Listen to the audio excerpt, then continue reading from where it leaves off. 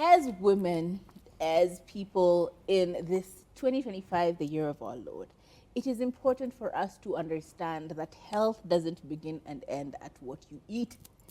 It is also your annual checkup. Like, are you going for an annual checkup at the hospital? Do you have insurance cover? Do you have anything that is protecting you in case of anything? You need to be making sure that you are putting yourself in situations where, I had never had a pap smear until last year, sometime in September. I've never gotten a pap. Like, not a, no, actually, is it? Which one is, because there are two different ones. Yeah, this is pap. The bottom is pap smear, right? A pap smear is where they get a bit of tissue from your cervix so that they can test it. Yeah, that one. So fun. And I thought in my mind, it's like this scary thing. You're like, oh my God, I'm never going to, it's so scary. You hear the things that they're putting and then they're collecting samples and you're like, I don't want to do that. And it is scary. People tell you, I've never still gone for like a breast exam, which is so bad. Like I am well in the age where I need to be getting these regularly. Never gone again because of the scary information about how they tell you, oh, you put your oestrogen, and then they smack you and smack you and smack you with like so I can get the images and whatever. And that's scary. Like I don't want someone to go and squish my my body parts like that just for. But it is so important for you to go for these screenings because the rates at which cancer is spreading every day nowadays, you just 1 second you're chilling, the next second it's like, oh, by the way, did you hear so and so got cancer? Oh, did you hear so and so got cancer? Oh, did you hear so and so got cancer? And you're always like, what? They didn't even look sick. And the most interesting bit is people expect for cancer to be this big massive thing. You're like, oh my God. You hear someone telling you, oh, I have a growth in this part of my body, and you're expecting that it's like a protruding. I unfortunately have a friend who's going through it right now, and he has cancer in his upper what do you call it? Do you call it a mandible? The palate, kakangumu, kakaraisi. This part, he has a cancerous growth, and it's like, oh my God, you need to touch this to feel it. It felt like it was like a pimple. Like no one would have ever known. It's just like you have a little thing and you're like, okay, that's weird, that's new. It's a tiny little cell that has grown. It's not as big. And so if you're not looking out, if you're only looking out for these massive things, you may miss it. Next thing you know, you are in stage 4, you don't know. And now these are the conversations around cancer that need to be had and that we are probably gonna have today. I don't want to bring it up, but if you are comfortable and you want to share your experience, that would be cool. But I will leave it at that. What are your thoughts and opinions? I feel like with most of us, I think you had a relative or somebody close to you have either a cancer scare or gone through radiation and chemotherapy and all the works. And if it's hit close to home, you become very paranoid. Any small pain, you don't even joke about it. And even when it's like breast awareness month, you're always in the shower. Like, see, you know how when you're looking out for lumps on your breast and you're doing all of these examinations, personally, I get so paranoid. Like when you have like an ingrown in your armpit, that is enough to take me to hospital. Because what do you mean? What do you mean? And I get so paranoid. Imagine if I'm not going anywhere, I won't put on deodorant. Like that's just where my paranoia has gotten. But it's all about always go for that checkup. Checkup doesn't happen just because you're sick. Always, especially as a woman in the 21st century, always prioritize that checkup. Always go to the doctor. Last month was HPV awareness month. How many of you have HPV vaccine? HPV is actually a thing. Like you could go for a random pap smear and find out you need a hysterectomy because of all the growths that are happening inside you. How many of y'all have had a HPV? How many of you dismiss your genital warts as, it just happens, it's just a yeast overgrowth? How many of you are ignoring all of these things because you just want to educate yourself on things like HPV? I say, guys, As in, there's so much going on. You have to be so cautious about everything you eat, not to a point where you're paranoid and you don't want to microwave things, but you have to be actively aware of the things you're consuming and the things that you're doing and the things that you're exposing your body to, because nobody has immunity against cancer. It's just your cell deciding, this ain't it, fam. This is it now. And we're overfighting something and it grows into a whole monster, and our immune system is so tired about fighting things. Even women, the things we brush off as, oh, it's just hormone. Have you been chronically tired for years? Like, to the point where you just have no will to live. Like, you're just going for the sake of going. That could be a symptom of something bigger, because it's not normal to be tired every day. What do you mean you're tired from the minute you wake up to the minute you go to sleep? It's not just hormones. Go to a doctor and check it out. If you always have no energy, that could be a symptom of something else. And the thing with the internet, we dismiss these things as, I'm in my luteal phase, I'm in my this. Have you had a checkup? And it's so simple. Just go to hospital and say, I'm here for full body diagnostic. Like, just tell me what's going on. Do my weight, do my height, do my BMI. Tell me if I'm okay. And it's absolutely free at a government hospital. You won't be charged anything. Maybe like queuing in line and being told you need to cut back on your sugars. But please, you need to get yourself checked out. Yeah, and it's as simple as, we have all now, as Turi said it perfectly, like the phrasing was, we all know someone who's had cancer. We all know someone who has cancer.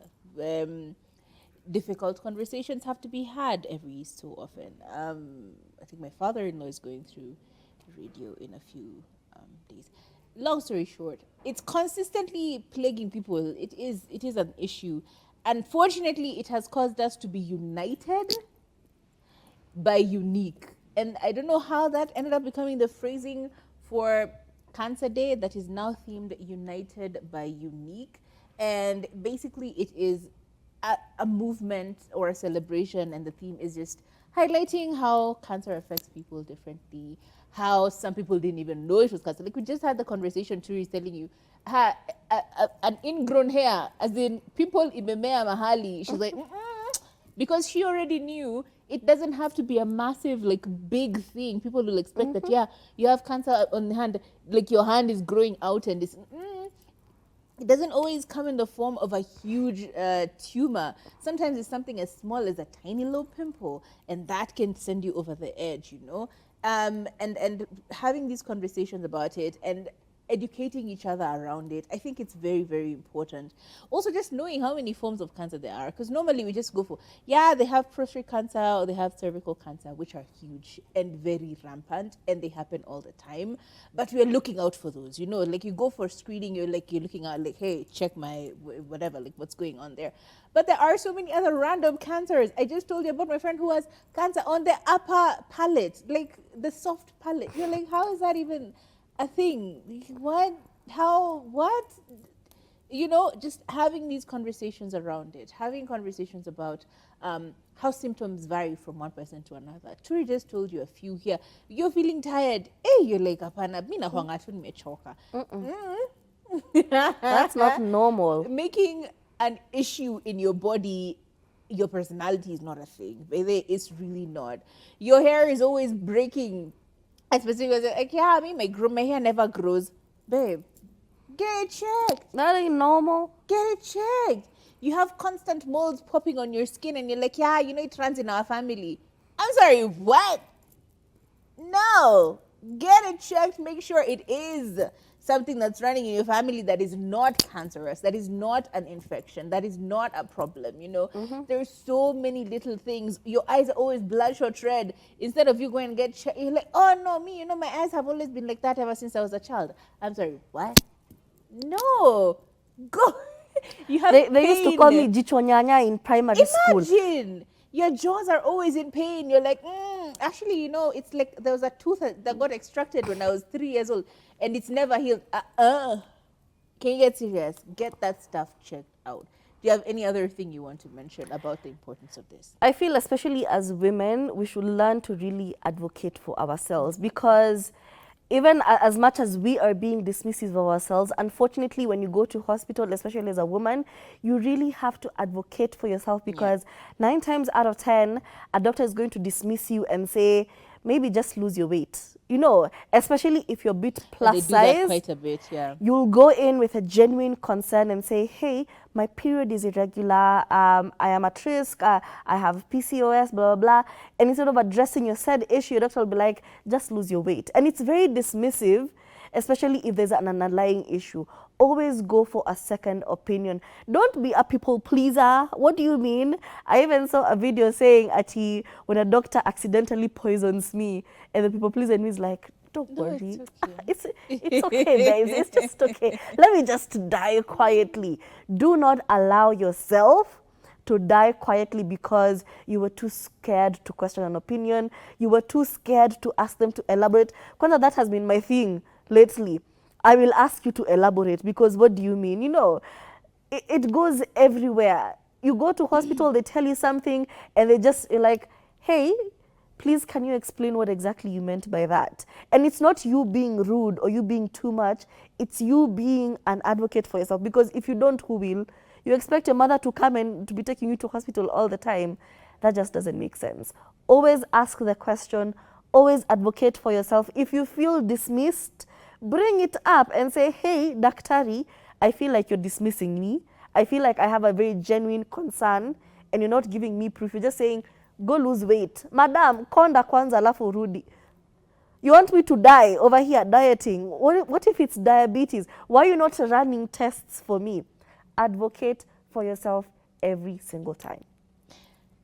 Very, very important. I feel especially that because like there's so little research that is done for women's health. Like men's health, the moment men are sick with something, everybody has a solution. That's why so many, you know, diseases that men tend to have whatever. But when we come to things like sanitary pads, how is it possible that there are condoms everywhere? Every public toilet you'll find just random condoms. But sanitary towels, ushapatiwa wapi free? It's where you draw the line. Ushapatiwa wapi free? Not ukipatiwa free, it's because a politician has plastered their face there and said, it is me who is doing this great job. It's because a politician has put herself on a billboard to say, in fact, I am giving them pads. There should be, you know, common sense. People need sanitary towels. The same way condoms are everywhere. Can you also put sanitary towels everywhere? That's the kind of life I want to live. You know, if men had periods, as in, did you see that thing where ChatGPT was asked by a guy, what would be different if men had menstrual cycles? Let me tell you, people would be getting days off during their menses.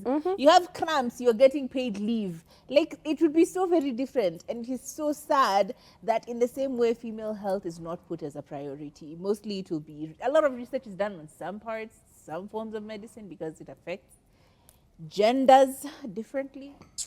Anyway, preventative measures as well. It's very, very important that we do preventative measures. For example, I remember there was a time where smoking in hospitals was like a normal thing. Like smoking in planes, airplanes was like a very normal thing. Nowadays, it becomes very strict about where you can smoke, where you can, you know, drink your liquor. Management of these things, helping people find different alternatives like nicotine patches and stuff like that. And much as it is a way that people can mitigate it, we're also speaking about other forms of smoke like environmental poisoning from COG and other harmful and scary chemicals that are there in the environment. Making sure that we are policing and making sure that the oils that we're using, the raw ingredients that are in those particular, you know, lotions and cooking oils and all of these things do not have carcinogenic products inside them. All these things, as Turi mentioned before, is a way of educating and finding preventative measures, you know. If you are exposing yourself to harmful chemicals when you're working, make sure you wear the correct gear. Things like 1 + 1 sometimes can easily be 2. Don't make it a difficult decision. Just find preventative measures of doing this. And yeah, I think in summary, now the good thing is that because of the research that is going into it, the surgical procedures are not as insane. Like Kitambo, you have a tiny little cancerous cell. They used to have to take away your whole jaw. Now it's just very targeted. So don't be scared as well. There is a lot of leaps and steps that have been put into the research of this medication and cancer treatment, prevention. Like there's so many resources out there that you don't have to be scared when you get the information.